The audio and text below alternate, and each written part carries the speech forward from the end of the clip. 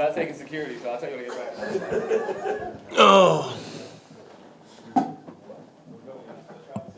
too. Have a great one, Trey. Thank you. Thank you. Love you too. We were asking CJ about this, but I mean, for him to have these type of I can't lie. That's a clean lineup. Sorry, caught me off guard, dog. That's a clean lineup, bro. My bad. Caught me off guard. Go ahead. Ask your questions. My bad. We were asking him about having that personal success at this stage of his career, despite the lack of success team wise. What's it been like just seeing him show up and produce despite the record? Yeah, like I've said many times before, he's probably been the person I've learned from the most. He's been super professional even at this age of his career. And, I think that was – I'm not going to say it's the reason why he's on the team, but, like, for me, I try to figure out reasons why, like, people are in my life, and I feel like CJ's been somebody that's been, like, a mentor and, like, taught me how to really handle business and be a pro as well. And for you, another game with career high in assists, almost triple-double. Hold up. Before you said I had a back tap that was credited to Karlo, but anyway, though – continue. Probably should have been 10 rebounds, but continue, though. Yeah, asked the lead to review that one. But, I mean, does this feel like one of those games where, despite the shot not falling the way you used to, just finding other ways to contribute, whether it be, creating for others or getting on the boards? Was that kind of the mindset throughout this game? I mean, the biggest thing is just, taking what the defense gives me. I mean, they're really keyed in on, helping really heavily on my drives and being there in the paint, crowding the paint. So it was just finding an open teammate, and that was what I was just trying to do. What are you learning through this process for yourself in having these nights where you have to facilitate some nights, you have to be more physical some nights, you got to be the shooter some nights?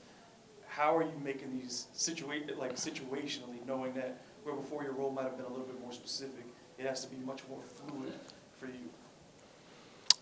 Like I told you guys a while ago, I can do everything on the court, and I think it's coming to light now. And just showing them I'm not just somebody that can just catch and shoot.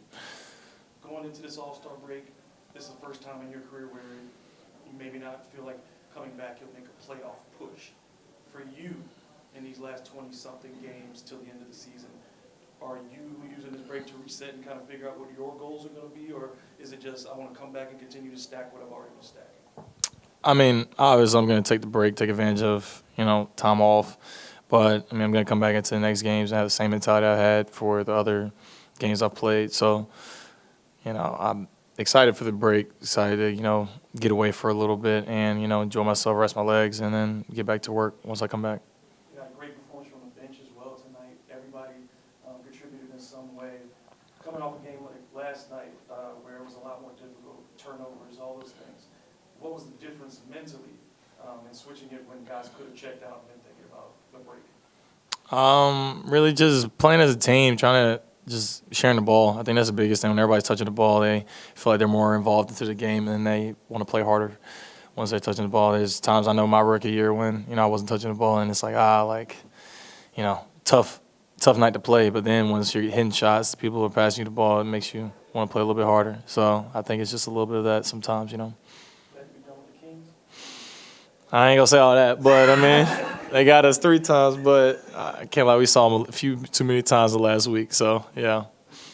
And what's it like fourth quarter when Missi's out and only thing you got left is Matković and you got to find a way to keep Sabonis and JV off the board?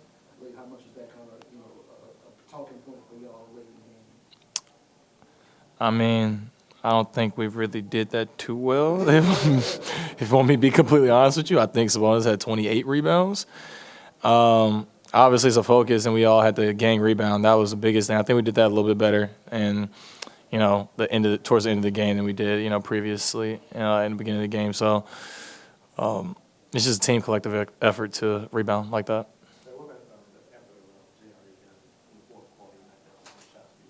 Yeah, no, I say he was MVP. CJ had a great game. Let me say that first. CJ had a great game, but Earl played a really big game. He had a really big game, and it's hard. Not playing and then coming in, you have to play big minutes and you got to hit shots and stuff like that. And, there's one he turned down in the first half or something, I want to say, and I was just telling him, look, you can't turn down shots. You got to shoot it. Like, you're open, shoot the ball. And then after that, he knocked him down, hit 2 big free throws down the stretch. Like, that's something he can do. And he definitely helped us win this game. Trey, Jose's had 8 or more assists in 3 of the last 4 games.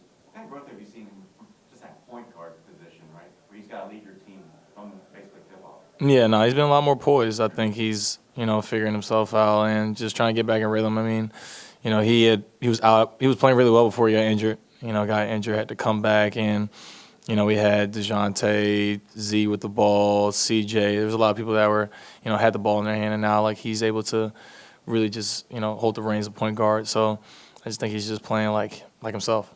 Trey, when the game ends in regulation like it did, where did y'all kind of find the extra fight, I guess, to still come back in? Just figuring it out, digging our way out of it. Obviously we didn't want to go to overtime. We're up 3 with 7 seconds left. Got to find a way to win that game in regulation. But, some things, it just happens. Some days it just happens like that. And we went to overtime. We huddled up. We were like, look, we're going to figure this out, get a win. And that was it. When you, just one more big picture going forward after the break, just from your perspective as obviously, you signed a contract recently, your role is going to be more permanent now that you have been traded. And yet, the playoffs aren't really realistic this season, but what are your kind of goals going to be for the rest of the season? CJ was talking about how important it is to just try to keep building for the future and stuff. Yeah, no, you continue to build, try to get better, and just build good habits. No matter what the circumstances, you go into every game, you try to win the game, and you just figure out ways to dissect defenses, you figure out ways to be better defensively, and just impact the game.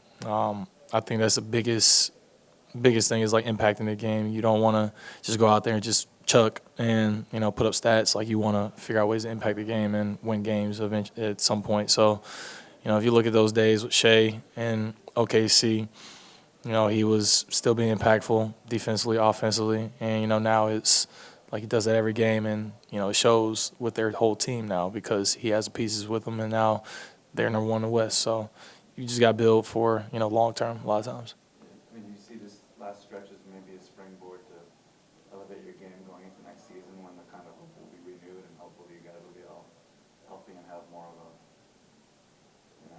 Absolutely. Appreciate y'all.